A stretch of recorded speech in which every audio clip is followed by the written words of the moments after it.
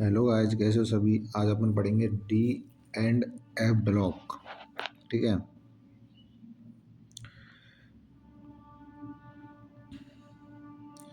इसमें देखो, सबसे पहले इसमें क्या क्या चीज़ें दे रखी हैं। डी और एफ ब्लॉक की स्थिति को जानेंगे और संक्रमण डी डी ब्लॉक तो आंतरिक संक्रमण एफ ब्लॉक तो इनका इलेक्ट्रॉनिक विन्यास के बारे में जानेंगे। इलेक्ट्रोड विभव के संदर्भ में विभिन्न ऑक्सीकरण अवस्थाओं की तुलनात्मक स्थायित्व के महत्व को समझेंगे। K2Cr2O7 KMnO4 जैसे महत्वपूर्ण यौगिकों विरचन गुण संरचना उपयोगों को समझेंगे। डी और एफ ब्लॉक के तत्वों के सामान्य गुण एवं क्षैतिज प्रवृत्ति व वर्ग की सामान्य प्रवृत्ति के बारे में समझेंगे। एफ ब्लॉक के तत्वों के गुणों का वर्णन कर सकेंगे। लेंथेनॉइड एक्टिनॉइड के इलेक्ट्रॉनिक विन्यास ऑक्सीकरण अवस्था रासायनिक व्यवहार का तुलनात्मक परिकरण कर सकेंगे। ठीक है, ये चीज़ पढ़ेंगे अपन।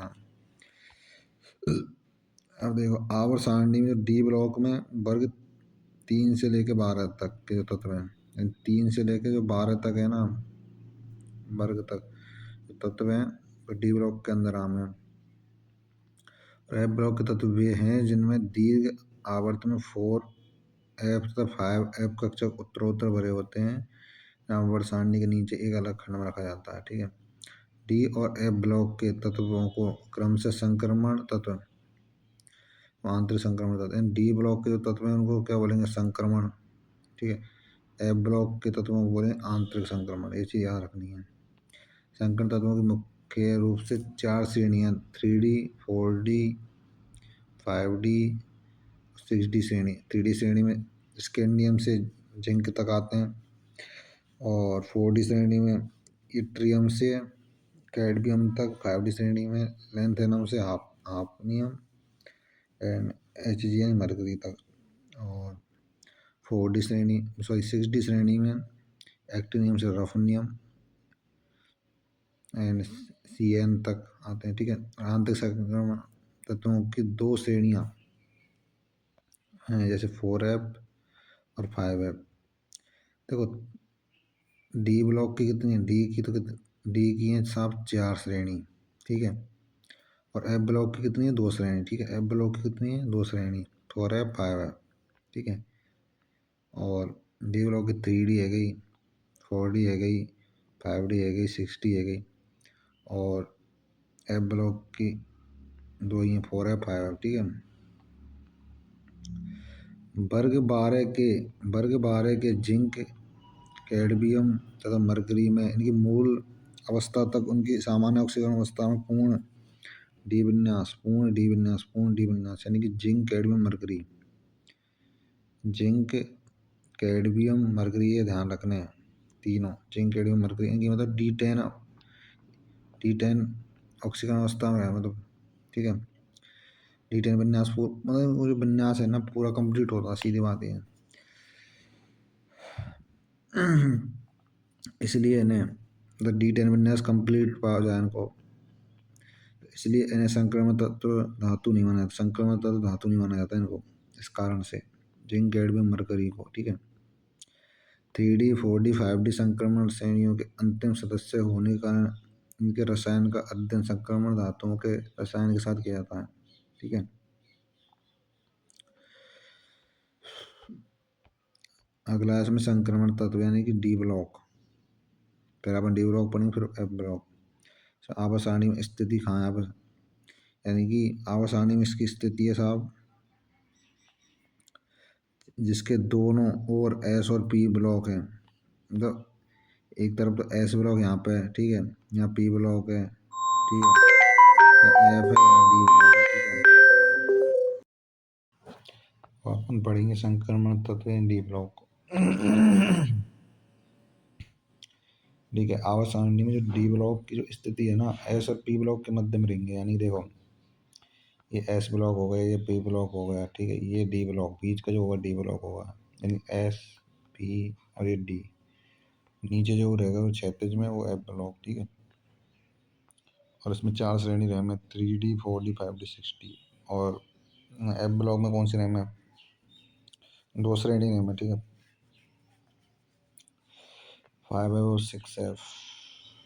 देखो, इनका जो इलेक्ट्रॉनिक विन्यास है इंपॉर्टेंट है।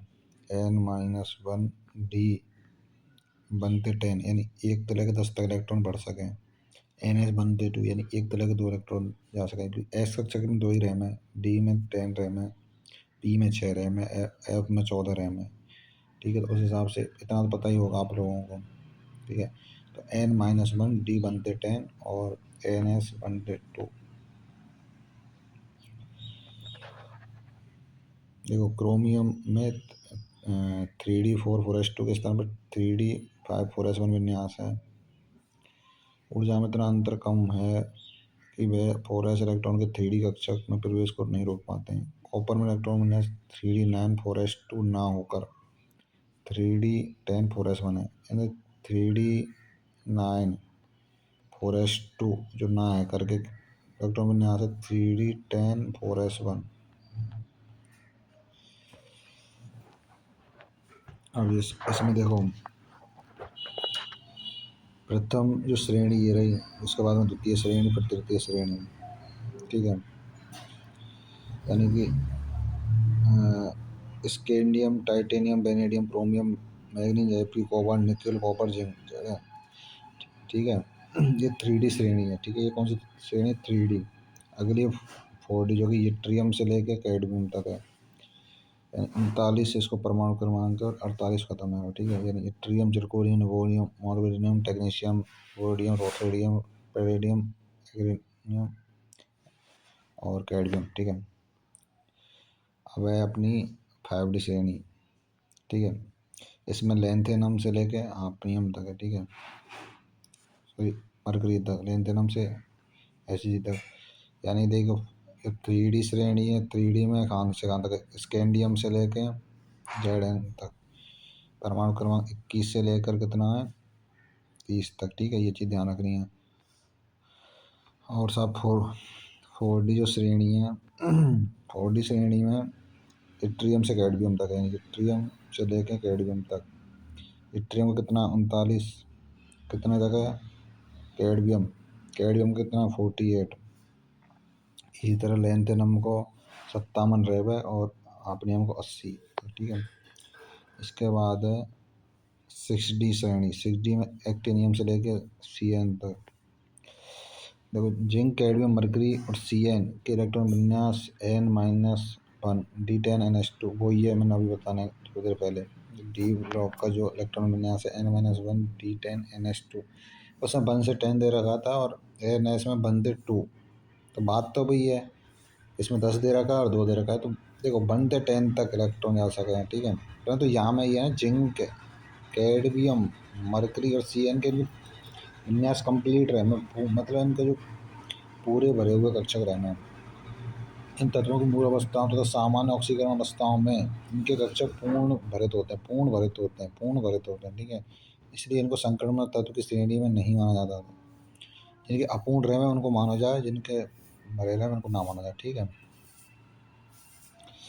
असंक्रमण तत्वों के विपरीत संक्रमण तत्वों के गुण। असंक्रमण तत्वों के विपरीत संक्रमण तत्वों के गुणों में क्षैतिज समानता अधिक पाई जाती है। क्षैतिज समानता अधिक पाई जाती है भाई। कुछ वर्ग समानताओं में समानता पाई जाती है। हम पहले सामान्य विलक्षण तथा उनकी क्षैतिज पंक्तियों में प्रवृत्ति का अध्ययन करेंगे, तत्पश्चात कुछ वर्ग समानताओं पर विचार करेंगे। अब देखो इनमें आपके साधारण कह सकते हैं कि स्कैंडियम यानी Sc, स्कैंडियम का क्या है? Sc से प्रेजेंट करेंगे इसको। इसका परमाणु क्रमांक 21। ठीक है, तो ये संक्रमण तत्व है और अपूर्ण कक्षक है। पहली बात तो ये, तो ये हम कह रहे हो कि वही चीज़ है ना अपूर्ण पूर्ण में। देखो अब इसमें वो हो रहा है वर्सेस, मतलब एक तो अपूर्ण कक्षक, एक पूर्ण कक्षक। मतलब स्कैंडियम क्यों संक्रमण तत्व है, जिंक क्यों संक्रमण तत्व ना है। ठीक है, देखो स्कैंडियम की मूल अवस्था में 3D कक्षक अपूर्ण है। मैंने क्या बोला? अपूर्ण यानी कि वो संक्रमण तत्व और पूर्ण यानी कि संक्रमण तत्व। 3D कक्षक अपूर्ण होने के कारण इससे संक्रमण तत्व माना जाता है, जबकि जिंक परमाणु मूल अवस्था में तथा ऑक्सीकृत अवस्था दोनों में इसका 3D कक्षक पूर्ण भरा होता है। ठीक है, इसलिए इनको संक्रमण तत्व नहीं माना जाता, यानी असंक्रमण तत्व में है। अब संक्रमण तत्वों के डी ब्लॉक के सामान्य गुण। अब सामान्य गुण तो नॉर्मल चीज़ है, खुद भी पढ़ सकें, ऐसे कोई तगड़ी चीज़ ना। जैसे उच्च तन्य सामर्थ्य, तन्यता, वर्धनीयता, उच्च तापीय, विद्युत चालकता, धात्विक चमक। अब देखो अपवाद ये जिंक, कैडमियम, मरकरी और मैग्नी मैग्नीज है, ठीक है। जैसे अपवाद यानी कि जिंक, कैडमियम, मरकरी और साहब मैग्नीज, ठीक है। ये ऐसे अपवाद हैं जिनको छोड़कर सामान्य ताप पर इसकी एक या अधिक धातु संरचना बनती हैं। सामान्य ताप पे एक या फिर एक से अधिक, मल्टीपल, ठीक है। ये चीज़ है संरचना बना है। अभी जालक संरचना ने तो पूछे भी ना, ठीक है। अगला आपने भौतिक गुण में साहब संक्रमण धातु में जो कि जिंक, कैडमियम, मरकरी अपवाद मैंने अभी बताया था, जिंक, कैडमियम, मरकरी अपवादों को छोड़कर अति कठोर अल्प वाष्पशील है। यानी कि जो संक्रमण धातु है ना वो सब अति कठोर रहेंगी और अल्प वाष्पशील है। गलनांक उतना उच्च रहेगा, ठीक है। उच्च गलनांक का कारण अंतरा परमाणविक धात्विक बंधन, अंतरा परमाणु धातु बंधन है। यानी अति कठोर रहेंगे, अल्प वाष्पशील रहेंगे और उच्च गलनांक रहेगा, उच्च गलनांक रहेगा। और इनका जो कारण है ना गलनांक उतना उच्च होना, अंतरा परमाणविक बंधन है। एनएस इलेक्ट्रॉन के अतिरिक्त N-1D, एनएस इलेक्ट्रॉन के अतिरिक्त N-1D कक्षाओं को अधिक इलेक्ट्रॉनों की भागीदारी है। केवल मैग्नीज तथा टेक्नीशियम के अपवादों को छोड़कर किसी भी श्रेणी में धातुओं के गलनांक D5 विन्यास पर अधिकतम होंगे। परमाणु क्रमांक के साथ गलनांकों में नियमित रूप से कमी आती है। परमाणु क्रमांक के साथ साथ गलनांकों में नियमित रूप से कमी आती है क्योंकि परमाणु क्रमांक समानुपाती होते हैं गलनांक उतना, ठीक है। इनकी कणन एंथैल्पी के मान उच्च होते हैं। कणन एंथैल्पी उनका मान उच्च रहेगा और प्रत्येक श्रेणी के लगभग मध्य में उच्चतम मान रहेगा, ठीक है। इस तथ्य को दर्शाता है कि प्रबल और अंतरा परमाणविक अन्योन क्रिया के प्रति डी कक्षा एक अयुग्लित इलेक्ट्रॉन का विशेष रूप अनुकूल है, ठीक है। तो इस चित्र में देख सकते हो ये संकरण तत्वों गलनांक प्रवृत्ति, यह संकरण तत्वों के कणन की एंथैल्पी प्रवृत्ति, ठीक है।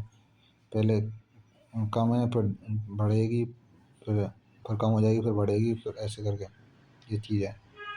पहले तो कम ही रहेगी फिर बढ़ेगी, फिर ऐसे कम मतलब कम रहेगी यहाँ फिर बढ़ेगी, फिर ऐसे, ठीक है। ये चीज़ ध्यान रखनी है। ऐसे यहाँ पे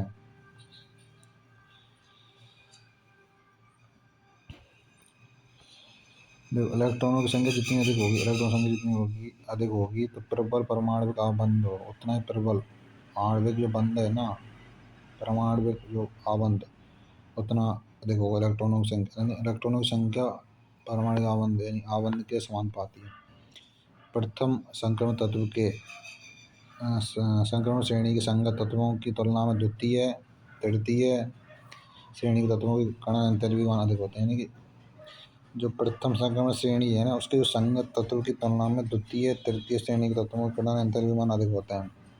यह भारी संक्रमण धातुओं के यौगिकों में धातु आबंधों के बहुधा बनने में एक महत्वपूर्ण कारक है। यानी जो संक्रमण धातु है ना उनके यौगिकों में धातु आबंध के बहुधा बनने में एक महत्वपूर्ण कारक है भाई। अब संक्रमण जो धातु है ना उनके परमाणविक और आयनिक आकारों में परिवर्तन। संक्रमण धातुओं के परमाणविक और आयनिक आकार में परिवर्तन क्या क्या होगा। तो सामान्य श्रेणी में बढ़ते हुए परमाणु क्रमांक के साथ समान आवेश वाले आयनों की त्रिज्या में ह्रास होता है। देखो परमाणु क्रमांक के जस्ट अपोजिट होता है आयनिक त्रिज्या के। आयनन एंथैल्पी हो चाहे आयनन ऊर्जा हो, ठीक है, चाहे एंट्रोपी हो, कुछ भी मतलब, ठीक है। ऊर्जा से संबंधित जो भी चीज़ है वो समानुपाती भी जाएगी, ठीक है। बाकी ये त्रिज्या वगैरह है, त्रिज्या आकार ये जस्ट अपोजिट रहेंगे। त्रिज्या और आकार ये जस्ट अपोजिट हैं। ऊर्जा जितनी में आयनन ऊर्जा हो चाहे आयनन एंथैल्पी हो चाहे कोई सी भी ऊर्जा हो, ठीक है, वो समानुपाती रहेंगी। तो ये बोलता रहा परमाणु क्रमांक के साथ समान आवेश वाले आयनों की त्रिज्या में हास्य, यानी त्रिज्या में हास्य क्योंकि जस्ट अपोजिट है। इसका कारण जब भी नाभिक के आवेश में वृद्धि होती है अतिरिक्त हर बार डी ऑर्बिटल में प्रवेश करता है।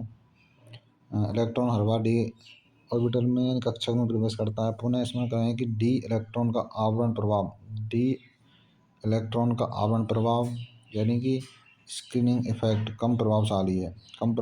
अतः नाभिकीय आवेश तथा बाह्यतम इलेक्ट्रॉन के बीच नेट विद्युत आकर्षण में वृद्धि हो जाती है, ठीक है। इसके बाद यह परिघटना 4f कक्षकों के बीच में आने के कारण होती है, जिसमें इलेक्ट्रॉनों की आपूर्ति 5d कक्षक के तत्व d कक्षक में आपूर्ति प्रारंभ होने से पहले यानी कि 5d कक्षकों के पूर्व 4f कक्षकों में इलेक्ट्रॉनों का आपूर्ति के कारण परमाणु त्रिज्या में नियमित हासिल होता है।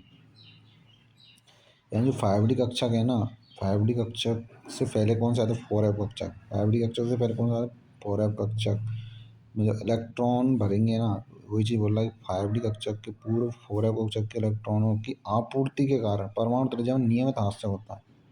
ठीक है, तो इसको लेंथेनाइड आकुंचन या लेंथेनाइड संकुचन भी बोला जाता है। ठीक है, यानी 5d कक्षक है ना, उससे पहले 4f कक्षक में भरेंगे इलेक्ट्रॉन, इससे मतलब जो इसकी जो त्रिज्या है ना उसमें कमी आएगी भाई। ये चीज़ बोल रहा है, उसको लेंथेनाइड आकुंचन बोलते हैं। परमाणु क्रमांक के साथ परमाणु आकार में भी संभावित वृद्धि की क्षति। परमाणु क्रमांक के साथ साथ परमाणु आकार में भी संभावित वृद्धि की क्षति क्षति क्षति क्षति यानी कमी कमी कमी होती है। आकार में कमी होगी, क्या बोला? परमाणु आकार में और त्रिज्या में कमी है भाई, परमाणु क्रमांक में वृद्धि होगी तो ये चीज़ें जस्ट अपोजिट होता है। ठीक है, लेंथेनाइड आकुंचन के समग्र समग्र प्रभाव के कारण द्वितीयक और तृतीयक संक्रमण श्रेणी के अनुरूप तत्वों की त्रिज्या, जैसे जिरकोनियम यानी कि 160 pm, हाफनियम यानी 159। और जिरकोनियम और हाफनियम के जो भौतिक और रासायनिक गुणों में अत्यधिक समानता मिला, ये नीट में आ चुका क्वेश्चन। जिरकोनियम और हाफनियम की जो ये है ना, रासायनिक गुण और भौतिक गुणों में समानता है और उनमें लेंथेनाइड संकुचन पाया जाए। ऐसे भी आ जाए डायरेक्ट क्वेश्चन, 2-3 बार आ चुका नीट में। लेंथेनाइड आकुंचन के लिए उत्तरदायी कारक लगभग वही है जो एक सामान्य संक्रमण श्रेणी के लिए देखा गया है, तथा समान कारणों के लिए उत्तरदायी है। अर्थात एक ही समुच्चय के कक्षकों में एक इलेक्ट्रॉन द्वारा दूसरे पर अपूर्ण आवरण प्रभाव होता है। एक 4f इलेक्ट्रॉन द्वारा दूसरे पर आवरण प्रभाव एक d इलेक्ट्रॉन द्वारा दूसरे पर आवरण प्रभाव की तुलना में कम होता है। जैसे जैसे एक श्रेणी में नाभिक के आवेश में वृद्धि होती है, जैसे जैसे नाभिक के आवेश में जब वृद्धि होगी ना, सभी 4f कक्षकों के आकार में नियमित हासिल हो। मैं वही चीज़ बोल रहा हूँ, नाभिक के आवेश में जब वृद्धि है भाई तो आकार में कमी है भाई। आवेश हो चाहे परमाणु क्रमांक हो, यानी परमाणु क्रमांक होगा। ठीक है, एटॉमिक नंबर जो होता है, ये परमाणु क्रमांक और एटॉमिक नंबर, इनमें यदि ये जस्ट अपोजिट है आकार के और त्रिज्या के। ठीक है, आकार और त्रिज्या के जस्ट अपोजिट है, जस्ट अपोजिट। ठीक है, समझ में आ गई ये चीज़ है। धातु त्रिज्या में हास्य के साथ साथ परमाणु द्रव्यमान वृद्धि। देखो, परमाणु द्रव्यमान वृद्धि है रही, त्रिज्या में कमी है रही है, परंतु एटॉमिक जो मास है ना, एटॉमिक जो मास है उसमें वृद्धि है रही साहब। ठीक है, तो परिणाम स्वरूप इन तत्वों के घनत्व में सामान्य वृद्धि हो, तो घनत्व में भी साहब वृद्धि होगी। घनत्व घनत्व को रो से व्यक्त करते हैं, डी से व्यक्त करते हैं, डेंसिटी जिसको बोलते हैं। इस प्रकार की महत्वपूर्ण घनत्व वृद्धि टाइटेनियम यानी जेड बराबर, जेड यानी कि परमाणु क्रमांक 22, कॉपर जेड बराबर 29 तक देखने को मिलती है। जो घनत्व में जो वृद्धि में रहे ना, जेड बराबर 22 से लेके 29 तक मिले। यानी परमाणु त्रिज्या में जो कमी आएगी तो उसमें मतलब परमाणु द्रव्यमान वृद्धि आएगी और घनत्व में वृद्धि आएगी। ठीक है, ये इनके मतलब परमाणु क्रमांक दे रखे हैं साहब 21, मतलब ये स्कैंडियम से लेकर जिंक तक 21 से लेकर 30 तक यहाँ पे इलेक्ट्रॉनिक विन्यास यहाँ पर दे रखा हुआ है। फिर कणन एंथैल्पी दे रखी साहब। ठीक है, फिर आयनन एंथैल्पी दे रखी है, फिर परमाणु धात्विक आयन दे रखा है, फिर त्रिज्या दे रखी है। ये चीज़ें साहब। अगला एग्जाम्पल है संकरण तत्व कणन एंथैल्पी उच्च मान की दर्शाते हैं। ठीक है, क्योंकि इनके जो परमाणु बड़ी संख्या में अयुग्मित इलेक्ट्रॉन है, अयुग्मित इलेक्ट्रॉन होते हैं, इसलिए इनमें प्रबल धात्विक अन्योन क्रिया होती है। परमाणु के मध्य प्रबल आबंध के फलस्वरूप कण एंथैल्पी उच्च रहेगा। तो वही तो चीज़ बोलो, संक्रमण तत्व के कण एंथैल्पी का मान, कण एंथैल्पी मान उच्च क्यों होते हैं? क्योंकि मेन चीज़ है अयुग्मित इलेक्ट्रॉन। मेन चीज़ क्या है? अयुग्मित इलेक्ट्रॉन पाए जाए यहाँ को। ठीक है, अगला है अपना आयनन एंथैल्पी। ठीक है,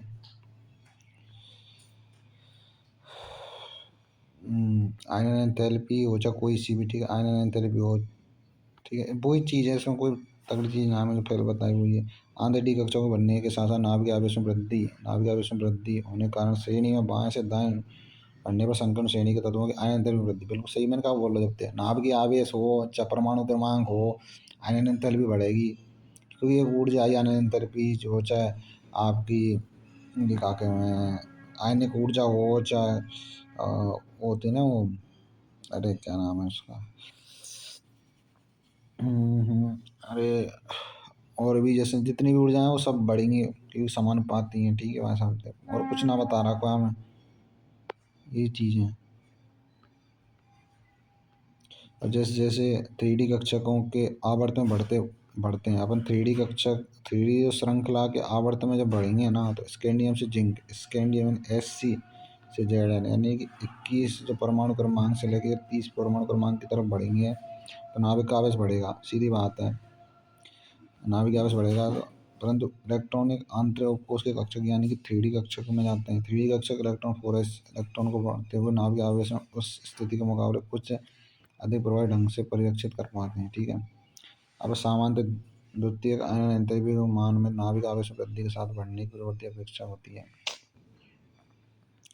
आयन एंथैल्पी का मान प्रत्येक इलेक्ट्रॉन के नाभिक की ओर आकर्षण और दो इलेक्ट्रॉनों के बीच प्रतिकर्षण, आकर्षण तथा प्रतिकर्षण तथा विनिमय ऊर्जा पर निर्भर करे, आकर्षण पर निर्भर करे, प्रतिकर्षण पर निर्भर करे, विनिमय ऊर्जा पर।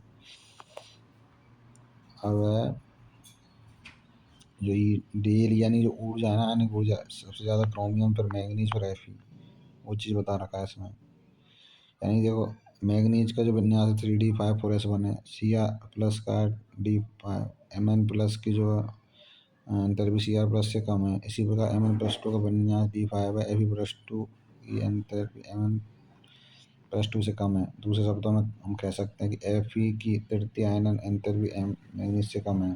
तो इसमें धातुओं की निम्नतम ऑक्सीकरण अवस्था यानी कि निम्नतम ऑक्सीकरण अवस्था कही जा रहा है, ठीक है। अब साहब इसमें है स्कैंडियम की साहब 3 है, +3 है,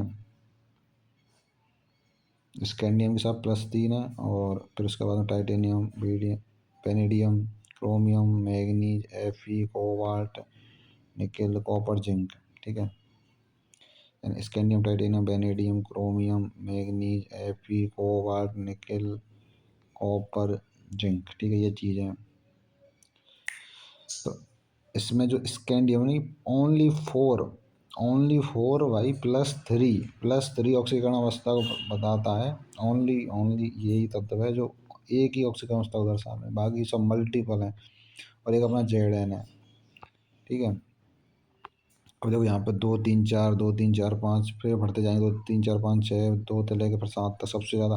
देखो इसमें एक सबसे ज़्यादा चीज़ ध्यान रखनी है, इसमें मोस्ट इंपॉर्टेंट है 2 3 क्वेश्चन बने, एक क्वेश्चन तो यहाँ से नीट में आया कि मतलब जो ये अपना प्रथम संक्रमण श्रेणी की जो धातु भी है ना, धातु उसमें से मतलब सिंगल ऑक्सीकरण अवस्था कौन दिखावे, कौन सा तत्व दिखावे एक ही ऑक्सीकरण अवस्था, एक ही प्रकार की ऑक्सीकरण अवस्था कौन दिखाता है, तो स्कैंडियम है साहब। एक क्वेश्चन तो यहाँ है, एक क्वेश्चन यहाँ है कि सर्वाधिक ऑक्सीकरण अवस्था जो प्रथम संक्रमण श्रेणी से कौन दर्शावे, भाई मैग्नीज दर्शावे +7, ठीक है। एक क्वेश्चन आया है कि भाई जिंक मतलब ये संक्रमण तत्व है या असंक्रमण तत्व है, तो ये संक्रमण तत्व है, ठीक है, क्योंकि इनके भाई डी इनका विन्यास कंप्लीट रहेगा, जिंक, कैडमियम, मरकरी में आप लोगों को बताया था वो चीज़ें। अगर डी ब्लॉक तत्वों के वर्ग 4 से लेकर 10 की ऑक्सीकरण अवस्थाओं की परिवर्तनशीलता में एक रोचक तथ्य देखने को मिलता है। पी ब्लॉक में अक्रिय युगल प्रभाव के कारण भारी सदस्य निम्न ऑक्सीकरण अवस्था में बनना अनुकूल होता है, जबकि डी ब्लॉक के इसके विपरीत है।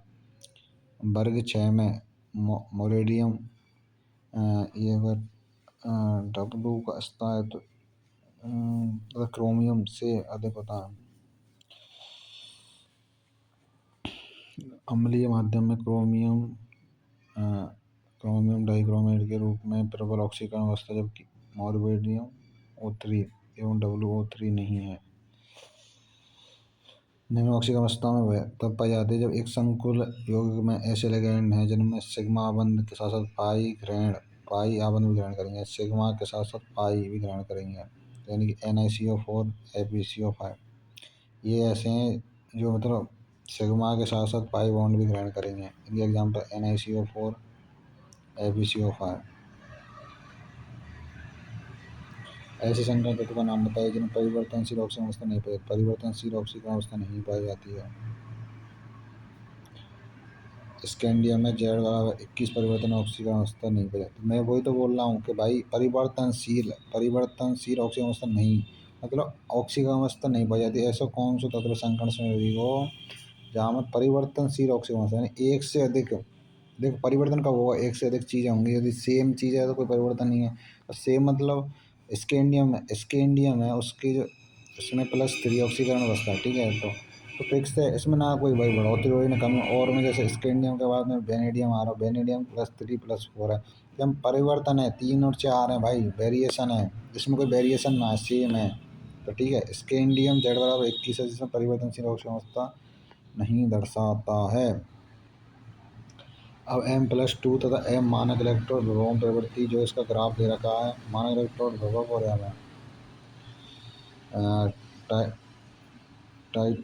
TI से ZN तक Mn+2 से M0 मानक इलेक्ट्रोड विभव के प्रेक्षित मान, पहले वो कम फिर ज़्यादा फिर कम ज़्यादा, इस तरीके से ये अपना सारणी इसको देख लेना, वैसे इतना इम्पोर्टेंट ना है इलेक्ट्रोड। तो अब है अपना एग्जाम्पल 8.4 यानी Cr+2 अपचायक है, Mn+3 ऑक्सीकारक, ये तो अपचायक है, ये ऑक्सीकारक है। तो इनको जो दोनों को विन्यास D4 क्यों है भाई, वैसे तो अपचायक है ऑक्सीकारक है, परंतु इनके जो D4 विन्यास होने के बावजूद ये मतलब D4 विन्यास क्यों है इनको, क्योंकि Cr+2 अपचायक, क्योंकि इसका जो विन्यास है D4 से D3 में परिवर्तित हो जाए, इसको भाई D4 से लेकर D3 में परिवर्तित रहेगा, और जिसमें अर्धभरे T2 स्तर होते हैं दूसरी ओर। हाँ एक मिनट, देखो Cr+2 अपचायक है, Mn+3 ऑक्सीकारक है, परंतु D4 विन्यास है। तो मेन चीज़ क्या, Cr+2 तो अपचायक है पता है, Mn+3 ऑक्सीकारक है, परंतु मेन चीज़ है विन्यास, विन्यास है D4 से D3 में परिवर्तित है जाए Cr+2 में, ठीक है, D4 से D3 में, ठीक है, जिसमें अर्धपूरी T2G स्तर दूसरी ओर Mn+3 से Mn+2 में, Mn+3 से Mn+2 में परिवर्तन से D5 विन्यास प्राप्त होता है, ठीक है। ये चीज़ है, विन्यास में डिफरेंस है, डिफरेंस देखो D4 से D3 है, इसमें Mn+3 से Mn+2 में परिवर्तन होगा ना, तो अर्धपूरी D5 विन्यास प्राप्त है रोसाई, ये सिस्टम है, समझ में आ गो ना, ये चीज़ है। उसके बाद में उच्चतम ऑक्सीजन अवस्थाओं के स्थायित्व की प्रवृत्ति यानी Mn की देखो +7 जो सर्वाधिक है ऑक्सीजन अवस्था, उच्चतम ऑक्सीजन अवस्था TiX4 BF4 CrF6 में प्राप्त होती है। Mn7 की ऑक्सीजन अवस्था सरल हेराइडों में प्रदर्शित नहीं होती है। MnO3F ज्ञात है, MnO3F ज्ञात है, Mn के पश्चात FeX3 COF3 के कोई भी धातु ट्राई हेलाइड नहीं बनता है, ठीक है। ये ऑक्सीजन अवस्था यानी +6 +5 +4 +3 +2 +1, यानी +6 का ये हो गया, ये है धातु हेलाइड CrF6, +5 के 2 हैं, ठीक है, ऐसे +4 के ये 4 हैं, +3 के ये है, +2 के +1 का ये है COX, ठीक है। जब CO+2 से आयोडीन माइनस को I2 में ऑक्सीकृत करता है, यानी कि 2 कॉपर +2 +4 I को CO2I2 +I2 में परिवर्तित करता है, 2 कॉपर प्लस या CO+2 या कॉपर में परिवर्तित करा है, ठीक है। कॉपर+2 का स्थायित्व कॉपर+1 यानी कॉपर+2 है ना, उसका जो स्थायित्व है कॉपर+1 से अधिक स्थायी है। तो इनकी जलयोजन एंथैल्पी DLH- और कॉपर+2 की तुलना में बहुत अधिक ऋणात्मक है, बहुत अधिक ऋणात्मक है, द्वितीय एंथैल्पी की क्षतिपूर्ति से अधिक है, ठीक है। Mn2O7 में प्रत्येक Mn परमाणु चतुष्फलकीय रूप में MnOMn जो सेतु सहित ऑक्सीजन परमाणु से घिरा होता है, ठीक है। MnOMn सेतु सहित ऑक्सीजन परमाणु से घिरा होता है, बताइए। और साहब B5 vanadium 5 chromium 4 magnesium 5 magnesium 4, मतलब ये चतुष्फलकीय आयन ज्ञात हैं, ठीक है। ये चीज़ है, जैसे यहाँ इसमें देखो ऑक्सीकरण संख्या यहाँ दे रखी, ठीक है। तो यहाँ ग्रुप हैं 3 से लेकर 12 तक दे रखे हैं।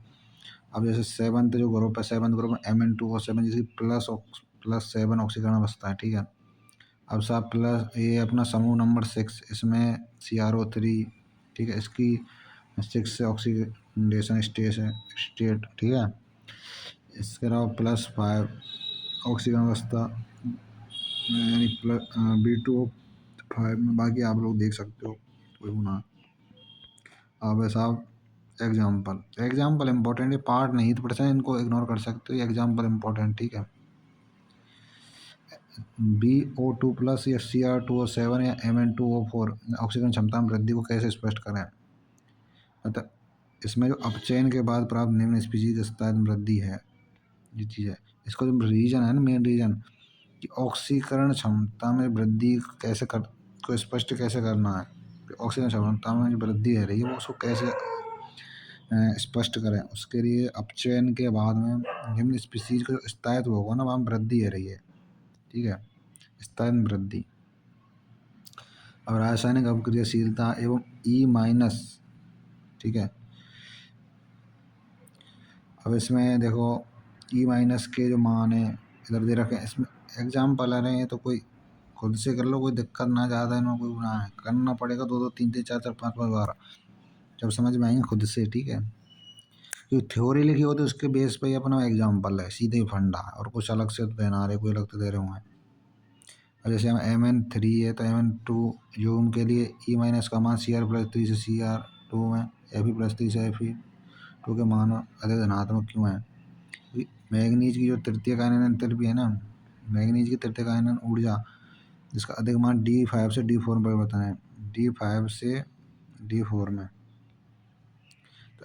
तो ये स्पष्ट होता है क्यों Mn की +3 अवस्था ज़्यादा महत्व की नहीं है। अब ऐसा इसमें चुंबकीय गुण, पदार्थ पर चुंबकीय क्षेत्र अनुप्रयुक्त करने पर 2 प्रकार के चुंबकीय व्यवहार प्रदर्शित करते हैं, प्रतिचुंबकीय, अनुचुंबकत्व। प्रतिचुंबकीय पदार्थ अनुप्रयुक्त चुंबकीय क्षेत्र में प्रतिकर्षित है।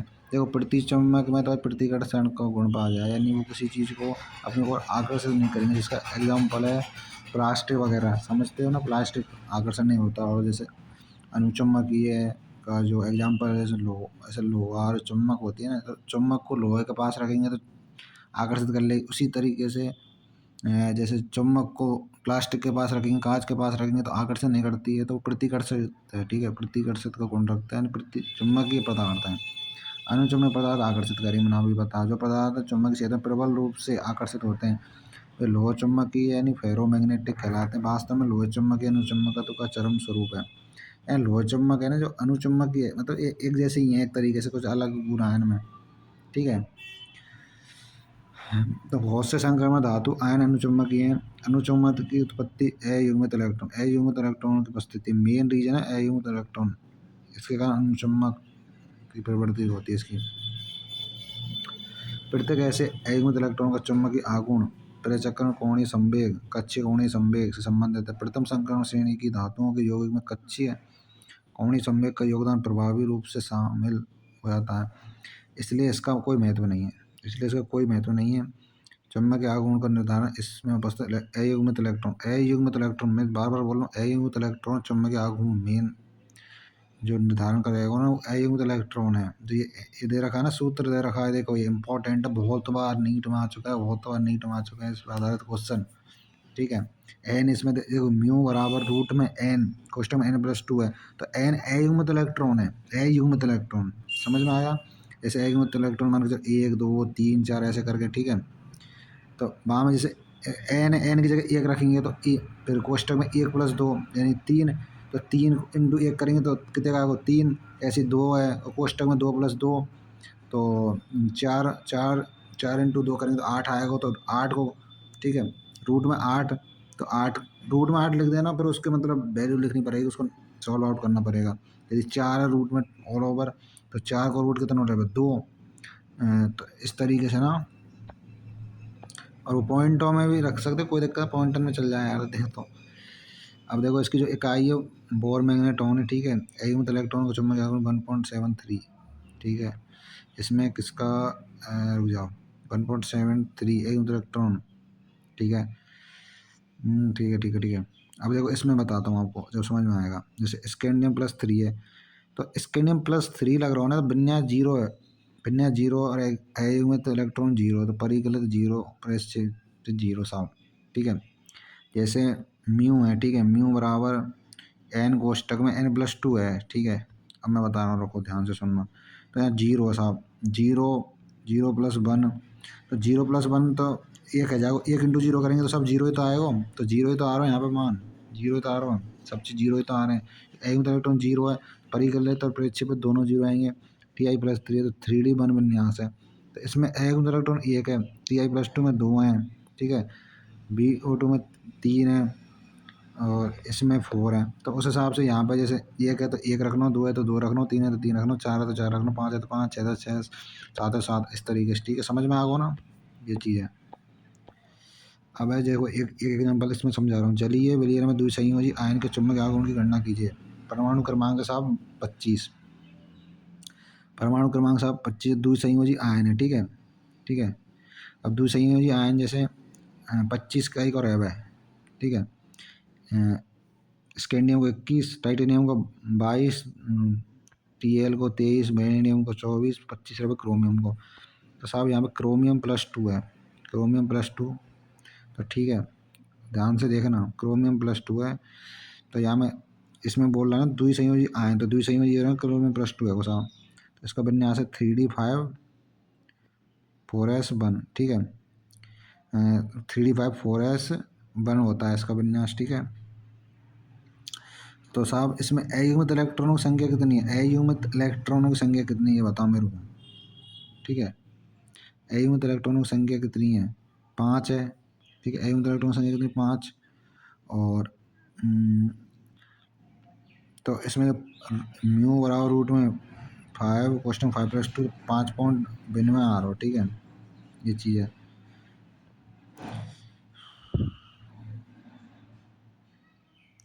अब है रंगीन आयनों का बनना। अब जो रंगीन आयन बनेंगे ना, मेन चीज़ है कि अवशोषित प्रकाश, तो उसका जो रीजन क्या है, रंगीन आयन बनने का रीजन है कि अवशोषित प्रकाश की आवृत्ति का निर्धारण लिगेंड के स्वभाव के आधार पर किया जाए। मेन चीज़ लिगेंड के स्वभाव के आधार पर किया जाता है, ठीक है।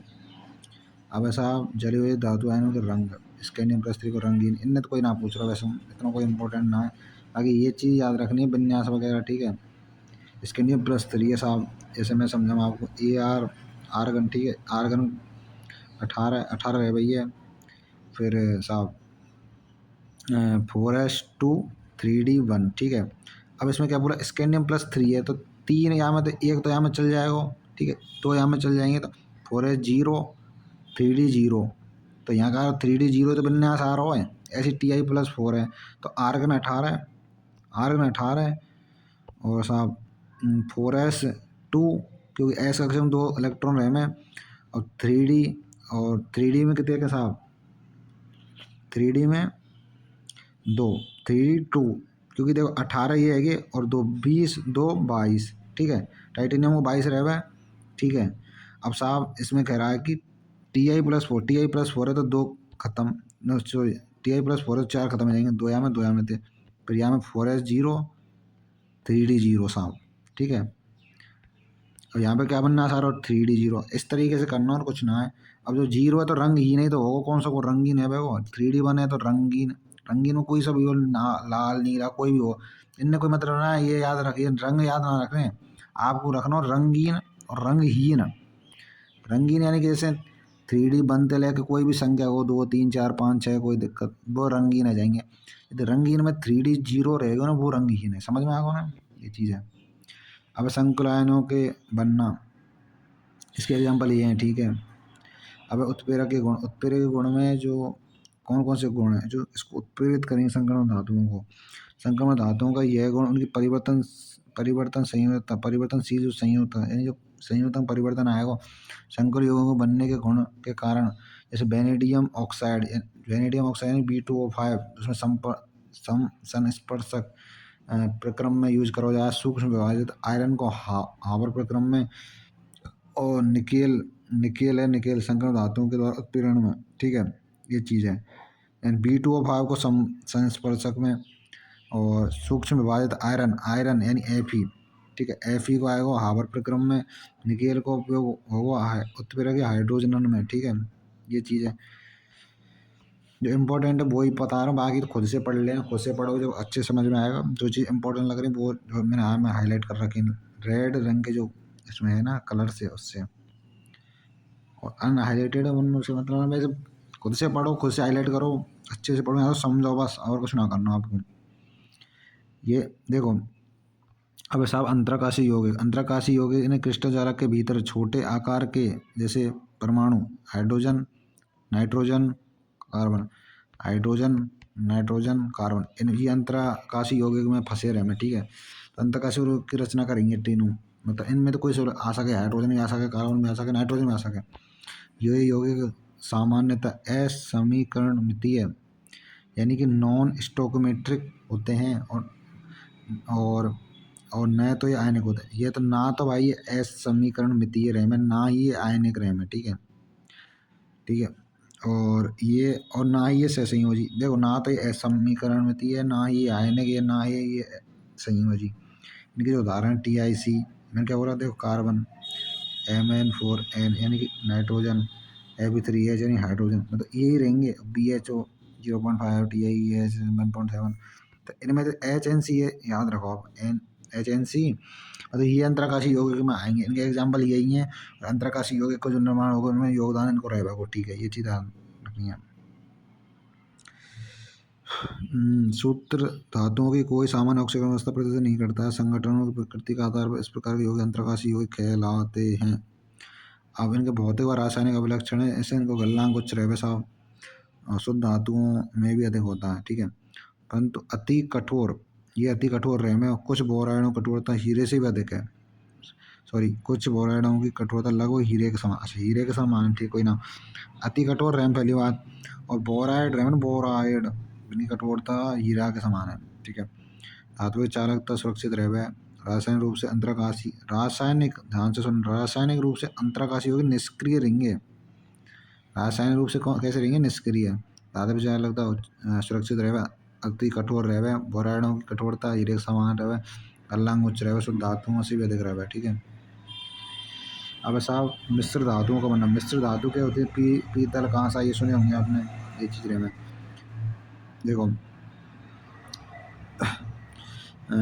विभिन्न ऐसे अलग अलग धातु मिलकर, जैसे दो धातु मिलकर, मतलब एक धातु और दूसरी धातु मिलकर मिश्र धातु बन जाएगी, मिश्रित रूप हो जाएगा एक तरीके से, यानी विभिन्न धातुओं का सम्मिश्रण होता है, ठीक है, यानी एक धातु के परमाणु दूसरी धातु के परमाणु से अनियमित रूप से वितरित रहते हैं, ठीक है। इस प्रकार मतलब मिश्र धातु रचना होती है, जिनकी धातु त्रिज्या में 15% का अंतर है, इंपॉर्टेंट है, कितना अंतर रहता है धातु त्रिज्या में, 15% का, 15%, 15%, 15%, ठीक है। गलनांक सामान्यतः उच्च होते हैं, गलनांक कैसे होते हैं, सामान्यतः उच्च उच्च उच्च। फेरस मिश्र धातु सबसे सुपरिचित मिश्र धातु है, क्रोमियम, वेनेडियम, टंगस्टन, मॉर्बिडियम। डब्लू जो होता है ना, डब्लू आता है वो टंगस्टन होता है, ठीक है। Chromium Cr, vanadium B, tungsten को डब्लू से व्यक्त करते हैं, मॉर्बिडियम को MO से व्यक्त करते हैं, मैग्नीज को Mn से व्यक्त किया जाता है। इसका उपयोग विभिन्न प्रकार के स्टेनलेस स्टील के उत्पादन में, यानी क्रोमियम, वेनेडियम, टंगस्टन, मॉर्बिडियम, मैग्नीज का उपयोग स्टील तथा स्टेनलेस स्टील के उत्पादन किया जाता है, जिनका उदाहरण पीतल यानी कॉपर, जिंक तथा कांसा। मैंने बोला था मिश्र धातु यही है, पीतल और कांसा, यही आएंगे नीट में, जो NCERT में इससे बाहर का चुनाव है। पीतल यानी कॉपर जिंक से, यानी Cu+Zn का, कांसा यानी कॉपर टिन से मिलकर बना होता है। समझ में आया? अगला एग्जाम्पल इसमें ऑक्सीकरण अवस्था के असमानुपात का क्या अर्थ है। इसमें देखो एक विशेष ऑक्सीकरण अवस्था है, उसमें उससे कम तथा उच्च ऑक्सीकरण अवस्थाओं की तुलना में कम स्थायी होती है, मेन चीज़ कम स्थायी, यानी कि ऑक्सीकरण अवस्था यानी एक विशिष्ट ऑक्सीकरण अवस्था उससे कम या फिर उच्च ऑक्सीकरण अवस्थाओं की तुलना में, उच्च ऑक्सीकरण की तुलना में कम स्थायी है, इसके कारण असमानुपातन है जाए, इसको एक एग्जाम्पल है असमानुपातन को, ठीक है। अब संक्रमण तत्वों कुछ महत्वपूर्ण यौगिक, ठीक है, इसमें धातुओं के ऑक्साइड एवं ऑक्सो ऋणायन इसमें B2O5 जो कि उभयधर्मी है, नीट में आ चुका है भाई, होने पर भी मुख्यतः अम्लीय। B2O5 उभयधर्मी परंतु उभयधर्मी होने के बावजूद अम्लीय है। GO4 3 B2O प्लस के लवण देता है। ये क्या देता है B2O5, एक तो BO4+3 और BO2+, ठीक है। वेनेडियम के ऑक्साइड में क्षारीय है B2O3 से अल्प क्षारीय B2O4, B2O3 है ना, उससे अल्प क्षारीय B2O4 है। और उभयधर्मी B2O5 तक क्रोमिक परिवर्तन देखने को मिलता है। B2O4 अम्ल में विलय होकर BO+2 लवण बनाता है। इसी प्रकार B2O5 अम्ल क्षार से अभिक्रिया करके क्रम से BO4+ BO3- देता है, ठीक है। और CRO एक क्षारीय है, ठीक है। Cr2O3 उभयधर्मी, इम्पोर्टेंट है वो। अब साहब K2Cr2O7 पोटेशियम डाइक्रोमेट, यानी K2Cr2O7 को पोटेशियम डाइक्रोमेट कहा जाता है। इसका उपयोग कई एजो यौगिकों को ऑक्सीकारक के रूप में किया जाता है। और यहाँ पे क्रोमाइट एस्क यानी FeCr2O4 को जब वायु की उपस्थिति में सोडियम तथा पोटेशियम कार्बोनेट के साथ संग्रहित किया जाता है, क्रोमेट बनता है सब, क्रोमेट बनता है। क्रोमाइट की सोडियम कार्बोनेट के साथ अभिक्रिया नीचे दी गई है। क्रोमेट की ये क्रोमेट है साहब, इसकी सोडियम कार्बोनेट के साथ अभिक्रिया नीचे आई है, ठीक है। और इस अभिक्रिया दे रखी है, जैसे इसमें सोडियम क्रोमेट से पीले विलयन को छानकर, ये तो नॉर्मल चीज़ है, इनको ये तो याद करनी पड़ेंगी आपको अभिक्रिया यार, इनकी थ्योरी दे रखी है, इन साधारण वही है अभिक्रिया। और देखो ये इंपॉर्टेंट है, ये PYQ में आ चुके हैं। CrO4 2- को बोलते हैं क्रोमेट आयन। अब सब डाइक्रोमेट, तो Cr2O7 2-, ठीक है। CrO4 2-, CrO2 2- तो यही है, आयन तो सेम है, परंतु यहाँ CrO4 है, यहाँ Cr2O7, तो एक है तो कोई दिक्कत है, दो है तो डाई खिलाएगा ना, क्रोमेट तो है ही है अपने, CrO4 क्रोमेट होता है, Cr2 एन दो है ना, डाई क्रोमेट है वो पूरी, Cr2O7 है वो, समझ में आया। और दोनों ही चतुष्फलकीय, ये भी चीज़ ध्यान रखना। और sp3 संकरण पाया जाता है। क्रोमेट आयन CrO4 2- तथा डाइक्रोमेट Cr2O7 की संरचना नीचे दी गई है साहब। क्रोमेट आयन चतुष्फलकीय, क्रोमेट आयन कैसे चतुष्फलकीय sp3 संकरण पाया जाता है। डाइक्रोमेट आयन में दो चतुष्फलकीय शीर्ष आपस में साझेदारी किए हुए हैं। डाइक्रोमेट में देखो यहाँ पे साझेदारी दिख रही होगी ऊपर, ठीक है। CrO, CR ये साझेदारी है, ठीक है। आबंद कोण इनको 126 है, जो कि ये दे रखा CrO के बीच में, CrO के बीच में CrO, ठीक है। इनके बीच में 126 दे रहा है, बस 120 है, बस एग्जिट तो थोड़ा ही है, 126 है, बस 120 तक भी काम चल जाए। इसके बाद है साहब पोटेशियम डाइक्रोमेट का उपयोग आयतनमितीय विश्लेषण में किया जाएगा। पोटेशियम डाइक्रोमेट का प्राथमिक मानक के रूप में किया जाता है। एग्जाम्पल वगैरह ये हैं, ठीक है। अब है पोटेशियम पर मैग्नेट, यानी जिसको KMnO4 बोलते हैं साहब, इसकी जो अभिक्रिया हैं ये हैं, ठीक है। अब देखो MnO2 है, ठीक है। MnO2 से MnO4 2- मैग्नेट आयन बनना, तो इसको मतलब KOH के साथ संलग्न या वायु या KNO3 के साथ ऑक्सीजन रहेंगे तो MnO4 2- बनेगा। और मैग्नेट से पर मैग्नेट बनना है, देखो मैग्नेट का सूत्र है MnO4 2-, साहब मैग्नेट है वो, और पर मैग्नेट है MnO4-, ये याद रखना। MnO4 सेम है, पर यहाँ 2- है या माइनस है, तो यहाँ 2- है मैग्नेट, और एक सिंगल माइनस है तो पर मैग्नेट, ठीक है। ये चीज़ ध्यान रखनी है। इनकी जो ये दे रखी है वो चतुष्फलकीय साहब, ये चतुष्फलकीय है ना, इसका रंग हरा मैग्नेट का, पर मैग्नेट को नीला लोहित, नीला भी याद रख सकते हो, नीला इसका हरा है, यानी मैग्नेट को साहब हरा है, मैग्नेट का हरा, मैग्नेट का कैसा है हरा, पर मैग्नेट कैसा नीला, ठीक है। इसके बाद में साहब मैग्नेट और पर मैग्नेट आयन चतुष्फलकीय होते हैं। ऑक्सीकरण के पी कक्षक व मैग्नीज के डी कक्षक, ऑक्सीजन के तो भाई साहब पी कक्षक, मैग्नीज के डी कक्षक के अतिभावन से पाई आबंध पाया जाता है। एक अयुग्मित इलेक्ट्रॉन का अनुचुंबकीय होता है, पर मैग्नेट आयन अयुग्मित इलेक्ट्रॉन न होने के कारण प्रतिचुंबकीय है। परमैंगनेट जो आयन है ना, अयुग्मित इलेक्ट्रॉन न होने के कारण, परमैंगनेट जो आयन जो अयुग्मित इलेक्ट्रॉन न होने के कारण प्रतिचुंबकीय का गुण दर्शाता है। ठीक है, ये इसके मतलब अभिक्रिया दे रखी है, इतना कोई गुना है रंग वगैरह में याद रखना इंपॉर्टेंट है। नीट में आ चुका है, मैग्नेट को हरो रंग रहे है, पर मैग्नेट को साफ नीला लोहे। ठीक है, ये अभिक्रिया वगैरह दे रखी हैं, तो ये खुद से ही कर ले, पढ़ लीजिए, इतना इम्पोर्टेंट आ भी जाए यार, ऐसे कोई फिक्शन आ रहे पर इतना वो ना है। जो मैंने रेड रंग से ये हाईलाइट कर रखे थे, ये लिख रहे हैं ये रेड रंग के, तो ये इंपॉर्टेंट है। आंतर संक्रमण यानी एफ ब्लॉक, डी ब्लॉक अपना खत्म हो चुका है। इसका जो उपयोग वगैरह देखो ये दे रखे हैं, यानी पोटेशियम परमैंगनेट का उपयोग कार्बनिक रसायन में ऑक्सीकारक के रूप में, भृंजीकारक के रूप में, ऊन सूती सिल्क वस्त्र भृंजीकारक में। ठीक है, ये सिस्टम है। एफ ब्लॉक में साहब,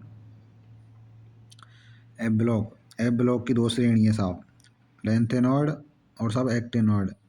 ठीक है, एंड लेंथेनम के बाद के 14 तत्व, एक्टिनाइड में भी एक्टिनाइड के बाद के 14 तत्व, ये चीज़ याद रखनी है। संकरण तत्वों की तुलना में लेंथेनाइड आपस में अधिक सन्निकट समानता प्रदर्शित करते हैं, अधिक सन्निकट, मतलब जो लेंथेनॉइड है ना, आपस में अधिक सन्निकट समानता दिखा में संक्रमण श्रेणी की तुलना में, ये चीज़ है। अब ये सारणी दे रखी है लेंथेनम की ना, इनके जो इलेक्ट्रॉनिक विन्यास हैं, त्रिज्या ये रही, नाम संकेत, परमाणु क्रमांक, ये परमाणु क्रमांक 57 से कहते हैं 14 तत्व, 57 के बाद जो 14 तत्व होने चाहिए। ठीक है, 58 से लेके 71 तक। ठीक है, तो इनके हिसाब इलेक्ट्रॉनिक विन्यास इंपॉर्टेंट है। ठीक है, अब लेंथेनम का 5d1 6s2 है ना, तो इसके बाद में इसका 4f1 है, 5d1 6s2, इस तरीके से सब याद कर लेना। ये चीज़ है, इलेक्ट्रॉनिक विन्यास तो खुद तय करने पड़ेंगे अब यार। अब सब इलेक्ट्रॉनिक विन्यास, इन सभी परमाणुओं के इलेक्ट्रॉनिक विन्यास में 6s2 एक समान है, परंतु 4f स्तर में परिवर्तन निवेशन है। मतलब 6s2 तो भाई समान है, ठीक है, परंतु 4f में तो अलग अलग होंगे ना यार, ये चीज़ है। यद्यपि इन सभी तत्वों के त्रिधनात्मक इलेक्ट्रॉन विन्यास लेंथेनॉइड के अति स्थायी ऑक्सीकरण अवस्था का स्वरूप 4f-n है। बढ़ते हुए परमाणु क्रमांक में n1 से 14 तक है। ठीक है, अब ऐसा परमाणु एवं आयनिक आकार। ठीक है, लेंथेनम से लूटेशियम, लेंथेनम से सब लूटेशियम तक के तत्वों परमाणु एवं आयनिक त्रिज्या में समग्र आशय लेंथेनॉइड आकुंचन, लेंथेनॉइड आकुंचन लेंथेनॉइड तत्वों के रसायनों का विशिष्ट लक्षण है। तृतीय संक्रमण श्रेणी के तत्वों के रसायन पर दूरगामी प्रभाव है। अब साहब जिरकोनियम तथा हाफनियम, इनकी जो परमाणु त्रिज्या है ना बिल्कुल समान है, इस कारण लेंथेनॉइड आकुंचन अपन पढ़ा था ना स्टार्टिंग में, लेंथेनॉइड आकुंचन, तो उसमें मेन जो रीजन है ना, त्रिज्याओं में अंतर रह गए, तो वो चीज़ है। तो इसका जो एग्जाम्पल जिरकोनियम तथा हाफनियम, और वह त्रिज्या जैसे इसकी दोनों के सेम है, जिरकोनियम तथा हाफनियम, तो त्रिज्याओं में जो जैसे जो भी डिफरेंस वगैरह जो भी बताएगा वो इसके कारण ही लेंथेनॉइड आकुंचन है वह। एग्जाम्पल याद रखना, जिरकोनियम हाफनियम के समान रहे। ठीक है, तो मैक्स टू मैक्स +3 ऑक्सीकरण अवस्था बता में, जैसे एक्टिनियम हो चा अपना, सॉरी एक्टिनाइड हो चा लेंथेनॉइड सीरीज हो, दोनों में मतलब +3 ऑक्सीकरण अवस्था पाई जाए सामान्य, तो नीट में आ भी चुका है। PR परम, सॉरी PRNDTV इसमें +4 ऑक्सीकरण अवस्था, परंतु केवल MO2 ऑक्साइड में दर्शाते हैं। F4 मतलब इलेक्ट्रॉन विन्यास रहे अपचायक का कार्य करता है। TV4 के F कक्षक अर्धपूरित हैं, ऑक्सीकरण का कार्य करेंगे। ठीक है, सेमेरियम का व्यवहार यूरोपियम से सेमेरियम का व्यवहार यूरोपियम से मिलता जुलता है, यूरोपियम से। +2 +3 ऑक्सीकरण दोनों अवस्था में बताते हैं। ठीक है, अब सामान्य लक्षण, तो इम्पोर्टेंट है सामान्य लक्षण फक्षण नाम है, और ये याद रखना इम्पोर्टेंट है इसलिए।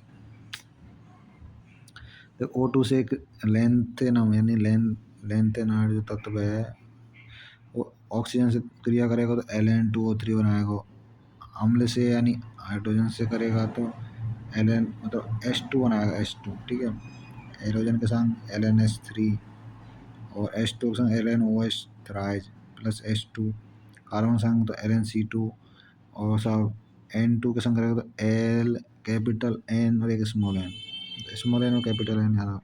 Ln तो है ही है लेंथेनॉइड, तो इसमें से कैपिटल N आ जाएगा, ये चीज़ रखना, L स्मॉल n और कैपिटल N लेंथेनॉइड को, ये एक n यहाँ पे N2 को साथ आया।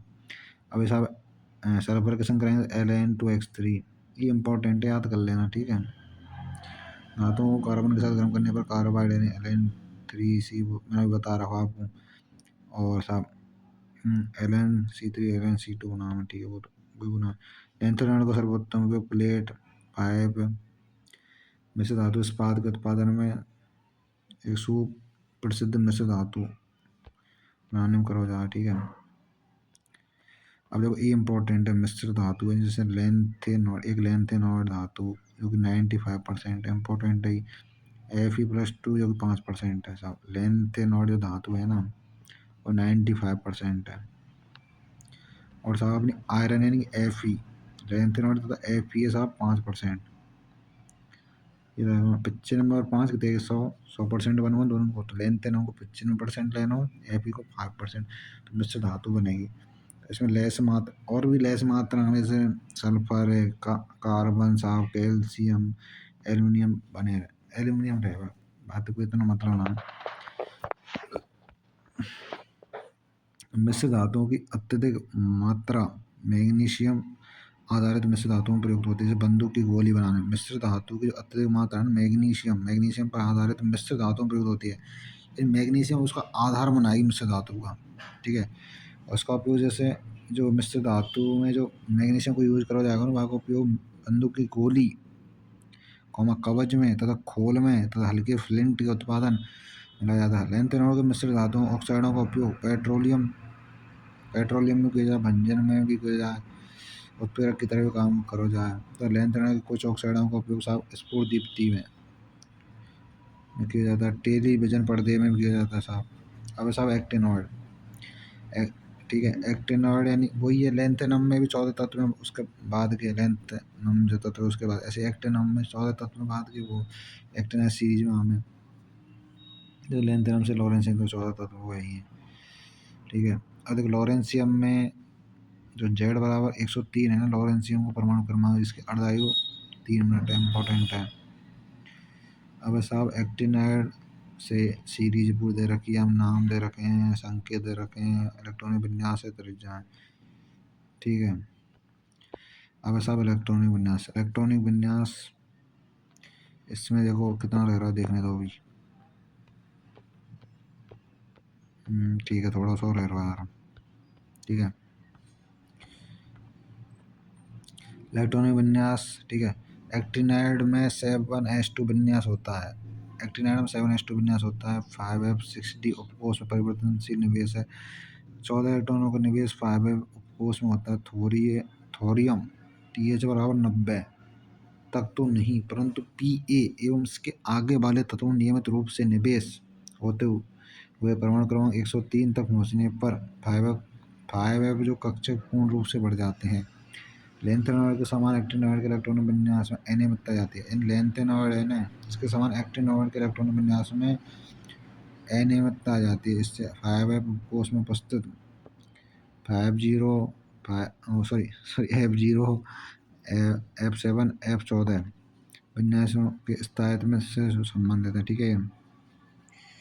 AM को जो इलेक्ट्रॉनिक विन्यास है RN 5F7 और 7s2 और RN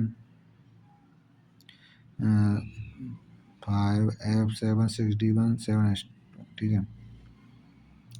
अब इनको आकार है तो, ठीक है, आकार यानी एक्टिनाइड आकुंचन, लेंथेनॉइड आकुंचन की तरह होता है, मतलब एक तरीके से एक्टिनाइड जो आकुंचन होता है या प्रकुंचन होता है, वो लेंथेनॉइड आकुंचन या प्रकुंचन के रूप में प्रदर्शित होता है। यद्यपि ये आकुंचन इस श्रेणी में एक तत्व से दूसरे तत्व में उत्तरोत्तर बढ़ता जाता है, एक तत्व से दूसरे तत्व में बढ़ता जावे। 5f इलेक्ट्रॉन द्वारा दुर्बल परीक्षण के कारण है ये। अब साहब ऑक्सीकरण अवस्था, अब देखो साहब ऑक्सीकरण अवस्था में साहब एक्टिनाइड की +3 है। इधर को देखो CF से लेके LR तक सबकी +3 और इसके बाद में थोरियम की +4 फिर देखो बढ़ती जा रही यहाँ पर, ठीक है, +7 तक है। ये चीज़ है, ये थोड़ी डिफरेंट है।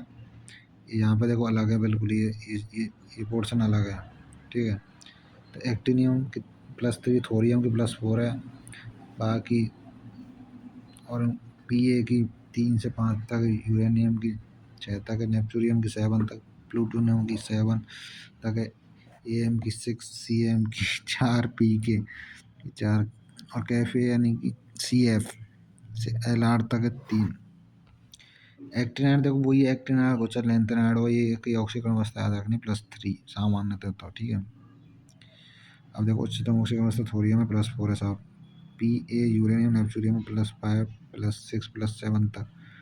ये प्लेट इसमें देखा ना, प्लेटिनम PA यूरेनियम नेपच्यूरियम तक मतलब ऑक्सीकरण अवस्था +7 तक पहुँच जाएगा, वो चीज़ बोल रहा है। अब इनके जो सामान्य अभिलक्षण लेंथेनाइड से तुलना कर रही है, संरचना में भिन्नता के कारण धातु त्रिज्या में अनियमितता है जो लेंथेनाइड में कही अधिक है, ठीक है। एक्टिनाइड अत्यधिक अपक्रियाशील धातु हैं विशेषकर जब वे सूक्ष्म विभाजित होते हैं। मतलब अत्यधिक अपक्रियाशील कब होंगे, जब सूक्ष्म विभाजित होंगे। इन पर उबलते हुए जल की क्रिया से ऑक्साइड तथा हाइड्राइड का मिश्रण प्राप्त होता है। ऑक्साइड और हाइड्राइड का मिश्रण प्राप्त होता है। अधिकांश धातुओं में संयोजन सामान्य ताप पर होता है। हाइड्रोक्लोरिक यानी HCl अम्ल सभी धातुओं को प्रभावित करता है, परंतु अधिकतर धातुएं नाइट्रिक अम्ल द्वारा अल्प प्रभावित होती हैं। अब कारण है कि इन धातुओं पर ऑक्साइड की संरक्षी सतह बनी होती है, क्षारों का इन धातुओं पर कोई प्रभाव नहीं होता है, ठीक है। यद्यपि 5F के अयुग्म इलेक्ट्रॉनों की संख्या के साथ एक्टिनाइड के चुंबकीय प्रवृत्ति में परिवर्तन लगभग वैसे ही है जैसे लेंथेनाइड के लिए संगत परिणामों में। हालांकि ये मान लेंथेनाइड में कुछ अधिक अधिक होते हैं, ठीक है। अब साहब लेंथेनाइड श्रेणी के एक सदस्य का नाम, यानी इसमें +4 ऑक्सीकरण अवस्था कौन से में मतलब एक बता रहा हूँ नाम, +4 जो दिखा है सीरियम जिसका परमाणु क्रमांक है 58 साहब, ठीक है। अब साहब इनके अनुप्रयोग D और F ब्लॉक दोनों के कंबाइंड अनुप्रयोग है। इम्पोर्टेंट है ये दो, एक क्वेश्चन तो आएगा तो एक क्वेश्चन नहीं आएगा, दो तो आवे ना, एक ही आएगा, ठीक है। देखो कार्बन व मिश्र धातुओं जैसे कि क्रोमियम मैग्नीज तथा निकेल सम्मिश्रण पर आधारित है साहब, ठीक है। कुछ यौगों का उत्पादन कुछ विशेष उद्देश्य के लिए किया जाता है। TiO का वर्णक उद्योग में इम्पोर्टेंट है, TiO का उपयोग वर्णक उद्योग में, MnO2 को शुष्क बैटरी सेलों में, और साहब बैटरी उद्योग में जिंक निकल कैडमियम की आवश्यकता पड़ती है। मेन तो MnO2 है, परंतु जिंक की पड़ जाए, निकल कैडमियम की पड़ जाए। वर्ग 11 के तत्वों को मुद्रा धातु, वर्ग 11 में जो आम है ना उनको मुद्रा धातु कहते हैं। यद्यपि सिल्वर व गोल्ड की वस्तुओं का महत्व केवल संग्रहण के लिए ही सीमित है। समकालीन यूके कॉपर सिक्के, समकालीन यूके के जो कॉपर सिक्के हैं ना वास्तव में कॉपर अवर्णित स्टील है वो। मतलब यूके के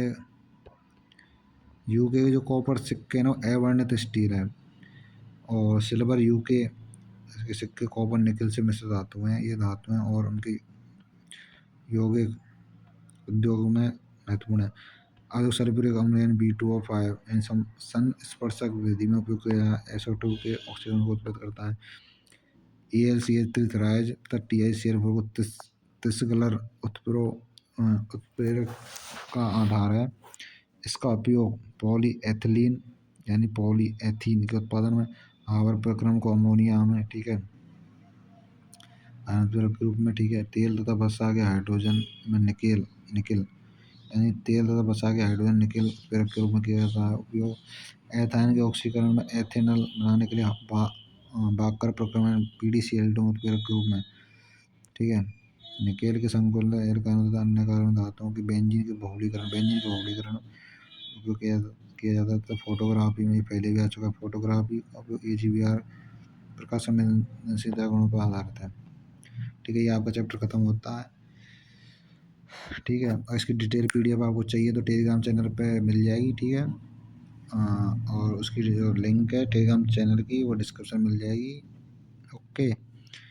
इसके अलावा अच्छे से पढ़ाई करो और अच्छे अंक के साथ अपनी नीट परीक्षा में अच्छे कॉलेज की तरफ में अग्रसर हों, ठीक है। All the best.